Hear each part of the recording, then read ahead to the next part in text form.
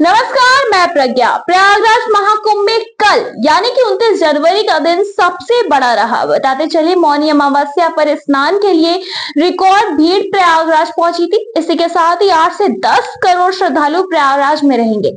ऐसे में भीड़ को मैनेज करना प्रशासन के लिए बड़ी चुनौती बन गई है। जी हाँ, प्रशासन ने एक दिन पहले ही हाई लेवल मीटिंग की ओर की और साथ ही साथ अपनी तैयारियों को और भी ज्यादा उन्होंने पुख्ता किया। वाहनों को शहर के बाहर रोक दिया गया है। इसकी वजह से श्रद्धालुओं को स्नान करने और फिर लौटने में 30 किलोमीटर का सफर करना पड़ेगा। मौनी अमावस्या पर आ रही भीड़ को संभालने के लिए क्या तैयारी है? दरअसल कहां गाड़ियां रोकी जा रही हैं और इसके साथ ही क्या क्या चीजें लेके लोग सुरक्षा बल पे ध्यान दे रहे हैं।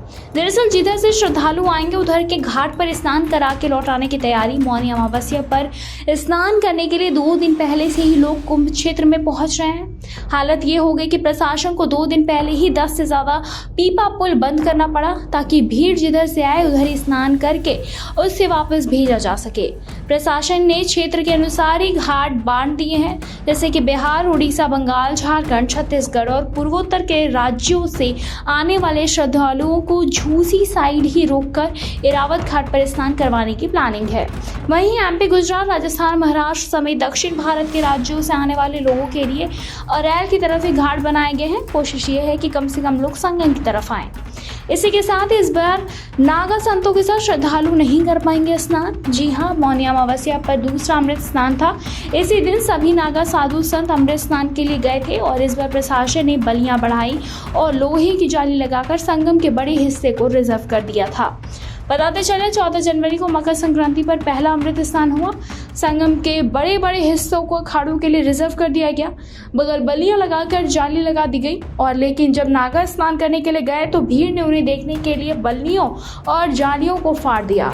हालत ये हो गई कि जहां अखाड़ों के नागा संधु स्नान कर रहे थे, वहीं आम पब्लिक भी उनके साथ स्नान कर रही थी। बाद में साधुओं ने इस पर नाराजगी जताई।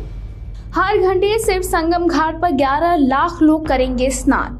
जी हाँ, मेला क्षेत्र में 12 किलोमीटर के एरिया में कुल 44 घाट बनाए गए और इन घाटों पर पहुंचने के लिए 14 प्रमुख मार्ग समेत कुल 32 मार्ग हैं। सभी पर इस वक्त बैरिकेडिंग की गई है और लोगों को पैदल हो जाने की अनुमति है। इसी के साथ संगम पर हर घंटे 11 लाख लोग जो है वो स्नान कर सकेंगे। 105 पार्किंग स्थल बनाए गए। बाहर वाले सभी फुल प्रयागराज में एंट्री के लिए कुल 7 रास्ते हैं। बस और निजी वाहन से आने वाले लोग इन्हीं रास्तों से जिले में आ रहे हैं। कुंभ क्षेत्र से करीब 15 किलोमीटर पहले ही गाड़ियों को रोक दिया जा रहा है। यहाँ जो भी पार्किंग बनाए गए हैं ज्यादातर फुल हो गए हैं। लखनऊ, प्रतापगढ़ की तरफ से आने वाले लोगों को बेला कछार में रोका जा रहा है। यहाँ एक करीब 2 लाख गाड़ियों की पार्किंग हो सकती है। प्रशासन की जो भी 105 पार्किंग है उसमें 7.5 लाख गाड़ियां खड़ी हो सकती हैं। हालांकि जो मेला क्षेत्र में बनाई गई है वो खाली है, क्योंकि यहाँ तक लोगों को पहुंचने ही नहीं दिया जा रहा। 108 स्पेशल ट्रेन और 1000 बस रेलवे मौनी अमावस्या के लिए है। जी हाँ, 180 स्पेशल ट्रेनें चल रही हैं और परिवहन विभाग 1000 अलग से बस चला रहा है। शहर में करीब 500 शटल बस चलाई जा रही है, लेकिन भीड़ इतनी अधिक है कि वो भी अपने तय स्थान पर पहुंचने से पहले ही लोगों को उतार कर वापस जा रही है।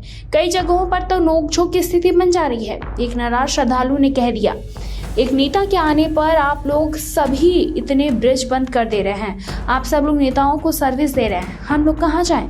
यहाँ पर सर्विस बहुत खराब है। मेरा एक छोटा बच्चा और फैमिली है। पुलिस वाले नेताओं को सर्विस में लगे हुए हैं। मेले में आ रहे श्रद्धालु ने यह भी बताया कि महाकुंभ में आज खतरनाक भीड़ है और इस भीड़ में हमारी गाड़ी फंसी हुई है। हमारे पीछे भी काफ़ी गाड़ियों की लाइन लगी है। काफ़ी देर से हम लोग एक ही जगह पर खड़े हैं। महाकुंभ मेले से जुड़ी पूरी जानकारी पता न होने की वजह से और इसी के साथ ही जो यात्रियों को है जो प्रयागराज जा रहे हैं उन्हें काफ़ी ज़्यादा परेशानी हो रही है। सबसे ज़्यादा परेशानी लोगों को लंबा चलने की वजह से पड़ रही है, क्योंकि ऑटो या कैब की सुविधा नहीं होने की वजह से और मेला के आसपास गाड़ियों की आवाजाही रोकने की वजह से यात्रियों को कई किलोमीटर तक अपने सामान के साथ लंबा चलना भारी पड़ रहा है। महाकुंभ मेला में शामिल होने के लिए प्रयागराज के आसपास स्थित इन स्टेशन के लिए टिकट बुक कर रहे हैं। जी हाँ, दरअसल अगर आप ध्यान रखें इस चीज़ का कि अगर हर स्टेशन से आपको मेले के लिए ऑटो या कैब नहीं मिलने वाली है, तो कुछ ही स्टेशन है जहाँ से ऑटो की सुविधा मिलती है, लेकिन ऑटो भी आपके मेले के बिल्कुल बाहर तक नहीं उतारने वाला है। ऑटो आपको मेले से 5 से 7 किलोमीटर की दूरी पर ही उतार देंगे, जिसके बाद आपको पैदल ही यात्रा अपना करना होगा।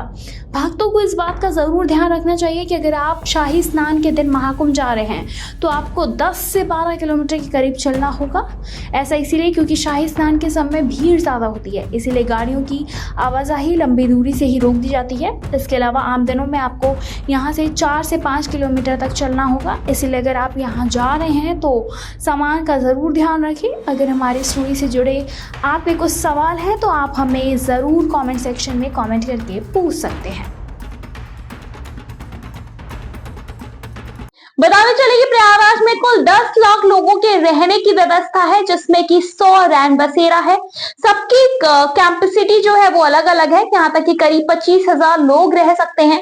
इसके अलावा स्टेशनों पर 5 लाख से ज्यादा लोग रह सकते हैं। शहर में 42 लग्जरी सहित करीब 100 होटल और इतने ही धर्मशाला है, जहाँ करीब 1 लाख लोग रह सकते हैं। बताते चले मेले में डोम सिटी और टेंट सिटी बरसाई गई है, इसी के साथ ही लेकिन वो बहुत ही ज्यादा महंगी है और मौनी अमावस्या पर पहले से ही सभी पूरी तरह से बुक्ड हैं। फिलहाल इस पे आपकी क्या कुछ राय, हम कमेंट सेक्शन में आप कमेंट करके जरूर बताएं।